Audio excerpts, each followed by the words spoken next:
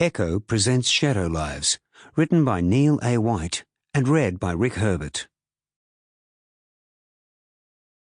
To Mark Smith and Jock Sarong, for responding to a message on Twitter and believing my idea had legs. Chapter 1. Snowflakes Gently Nestled. Kharkiv, Ukraine, 2019. A late evening stroll with a beautiful woman on my right arm. Had it not been colder than a bare-arsed Inuit after an Arctic dip, I might have actually been enjoying this.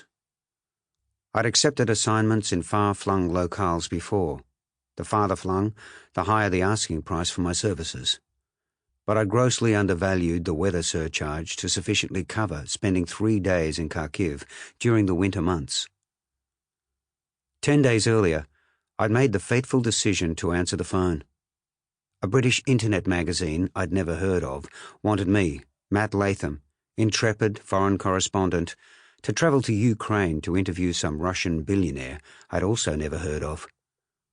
My reporter's instincts alive and kicking, the first question I asked was, why? The answer had something to do with philanthropy, orphanages. Truth be told, I had little interest in their answer. My next question would determine whether rubber soles would meet the road. Like a near-broke punter sidling up to a hooker, I meekly asked, how much? Needless to say, the offer was more than generous. But I'd lost the warm feeling of seeing more than 2 zeros in my bank account, and before the decimal point, thank you, long before I lost the feeling in my toes on this midnight rendezvous. The blunt reality of Kharkiv being an active war zone, with sporadic firefights between Ukrainian nationalists and pro-Russian activists, quickly swept away the euphoria of my windfall. I'd also need to recheck the definition of intrepid, though nothing for it now, and my luck had held so far. In the distance, our destination, the nightclub's red neon lights twinkling in the frigid Arctic air. All I could think of was getting inside the club, getting warm, getting through the interview. Then, in the morning, getting out of this town and back to the safety and comparative warmth of London. Katya Fomina had been an unexpected surprise.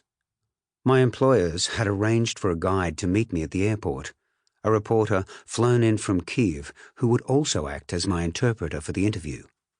They failed to mention she was the embodiment of splendor, a vision summoned forth by the gods. In her mid-20s, with long blonde hair and smouldering blue eyes, Katya quickly erased my initial dour impressions of Ukraine. "It's not far now, Matt. You look cold. You not dress well for Ukrainian winter." Quite the understatement. With hands buried deeply in pockets and collar flipped up, I pulled my navy blue peacoat around me so tightly it threatened to tear apart at the seams. My shoulders were hunched up near my ears, my chin tucked tightly into my chest, and the scarf I'd hastily bought more for effect than warmth. My genitals had long since retreated into my pelvic cavity. I figured it'd be well past Groundhog Day before they reappeared, and then if they saw their shadow. I began to wonder if, towards the end, while traipsing blindly across the Antarctic, Scott had similar thoughts. So unbearably cold.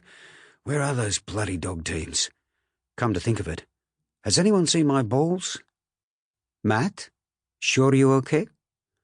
Yeah, as long as my toes don't break off, I'll make it.